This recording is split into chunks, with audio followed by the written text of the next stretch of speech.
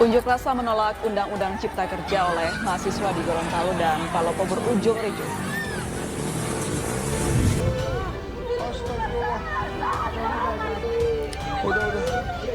Sepuluh orang pekerja migran disekap dan dianiaya oknum penyalur tenaga kerja di Arab Saudi. Pondok Pesantren Al-Fatah Temboro, Magetan, Jawa Timur menggelar sholat tarawih selama 8 jam.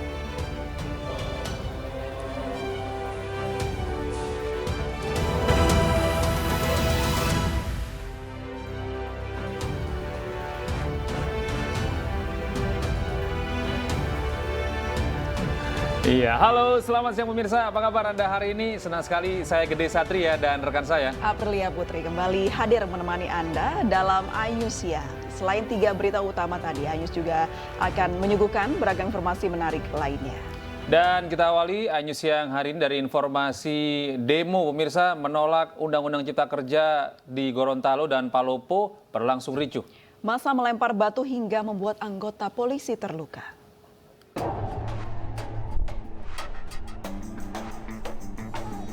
Kericuhan terjadi saat mahasiswa menggelar demo menolak Undang-Undang Cipta Kerja di gedung DPRD Provinsi Gorontalo. Aksi saling dorong ini bermula saat mahasiswa bersikeras ingin masuk menemui anggota dewan, tetapi dihalau polisi. Mahasiswa yang terus memaksa masuk melempari polisi dengan batu, sehingga gas air mata pun ditembakkan. Akibat kericuhan ini, seorang polisi terluka.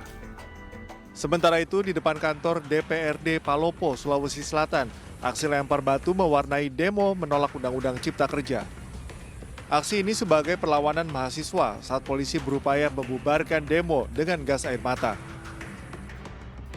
Polisi pun mengejar dan menangkap sejumlah mahasiswa yang dianggap sebagai provokator.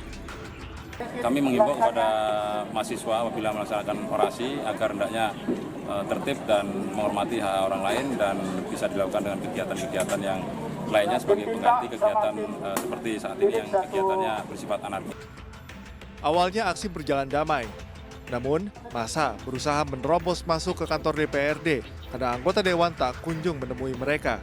Jika tuntutan mereka tidak dipenuhi, mahasiswa mengancam akan berdemo dengan melibatkan jumlah massa yang lebih besar.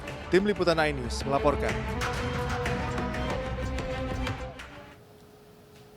Pemirsa, polisi diserang sekelompok orang yang menggerebek lapak judi dan narkoba di Deli Serdang, Sumatera Utara.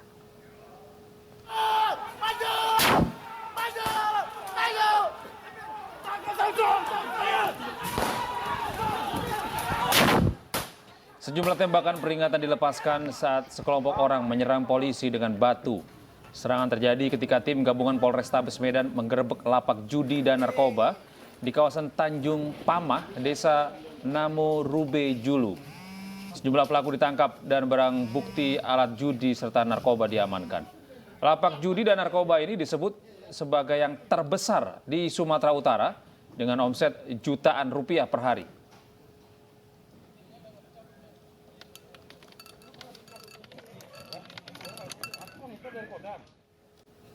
Pemirsa, warga Jatikarya, Kota Bekasi, Jawa Barat kembali memblokade ruas tol Cimanggis Cibitung hingga Selasa dini hari tadi. Sebelumnya, aksi blokade warga berlangsung sejak Senin siang kemarin.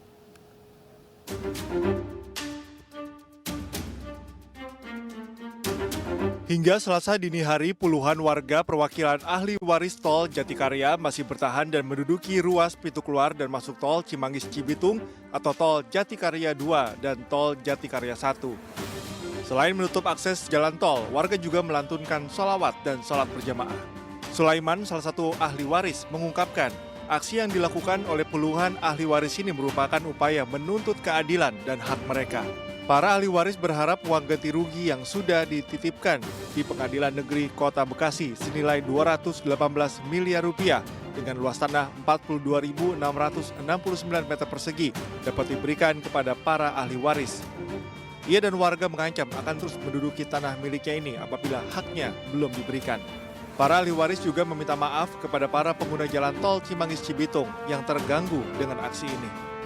Tolong sampaikan kepada pemerintah terkait dengan permasalahan kami. Kami akan menduduki tanah kami sampai hak kami dibayar. kami tidak akan meninggalkan tempat ini sebelum hak kami dibayar. Kami memohon maaf kepada Ketua Pengadilan dan seluruh menteri terkait masalah kami. Jangan salahkan kami menduduki tanah kami. Karena kami bukan ingin mengganggu fasilitas negara atau fasilitas umum. Kami hanya ingin hak kami dibayar. Berikan keadilan kepada kami. Para ahli waris juga meminta kepada Presiden Joko Widodo untuk segera membantu dan menyelesaikan permasalahan ini. Terkait pemblokiran ruas jalan tol Cimanggis-Cibitung ini, rencananya pihak kepolisian Polda Metro Jaya akan melakukan mediasi. Sebelumnya diketahui akses jalan tol Jatikarya 1 dan 2 diduduki kembali oleh ahli waris. Akibat kejadian tersebut, Jalan Raya Alternatif Cibubur macet total. Dari Bekasi, Jawa Barat, Rahmat Hidayat, iNews melaporkan. Nggak ada bayarannya. Pemirsa, seorang wanita ditemukan tewas bersama bayinya yang baru dilahirkan di sebuah kebun tebu di Kabupaten Kediri, Jawa Timur. Korban dibuang suaminya sendiri usai terjatuh saat dibonceng motor karena diduga selingkuh.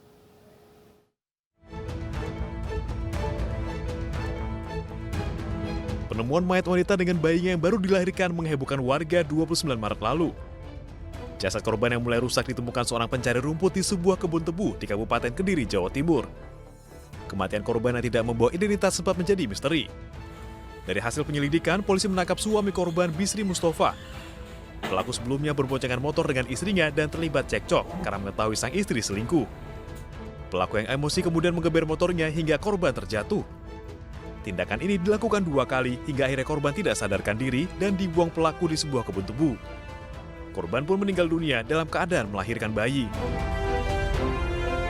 Pada saat perjalanan, Saudara Retno sempat terjatuh karena HP jatuh, lalu Saudara Retno jatuh dari motor.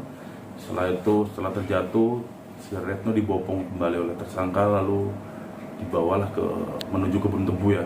Di kebun tebu, Saudara Retno ditinggalkan begitu saja oleh tersangka. Pelaku terancam pasal berlapis dengan ancaman hukuman maksimal 15 tahun penjara. Dari Kabupaten Kediri, Jawa Timur, Afnan Subagio, iNews melaporkan. Pemirsa, 2 bocah SD terluka dan 5 bangunan rusak akibat ledakan bubuk petasan seberat setengah kilogram di Desa Kedung Malang, Jepara, Jawa Tengah. Polisi tetapkan pemilik bubuk petasan sebagai tersangka. Tim Gegana Brimob Polda Jawa Tengah menggelar olah TKP usai terjadinya ledakan bubuk bahan petasan di belakang SD Negeri 1 Kedung Malang, Jepara, Jawa Tengah. Petugas mengambil sampel serpihan sisa ledakan untuk diuji laboratorium forensik. Akibat ledakan bahan pembuat petasan, 2 anak terluka bakar di sejumlah bagian tubuh. Kedua korban, yakni Rangga Dwi 11 tahun dan Zidan 10 tahun, masih dirawat intensif di rumah sakit. Tidak hanya itu, 5 bangunan rusak akibat ledakan bahan petasan. Polisi menetapkan pemilik bahan pembuat petasan berinisial HM 22 tahun sebagai tersangka. Jadi pelaku ini dia meracik, kemudian ada reaksi lah, ada panas, akhirnya sama pelaku ini dibawa keluar, taruh di pojokan sekolah itu, dan ada anak-anak ini yang sedang mencari ember untuk digunakan sebagai alat musik tradisional. Nah, terus menurut informasi salah satu anak ini menendang ember tersebut, akhirnya terjadi ledakan. Pelaku dijerat pasal 1 Undang-Undang Darurat Nomor 12 Tahun 1951 dengan ancaman hukuman seumur hidup hingga hukuman mati.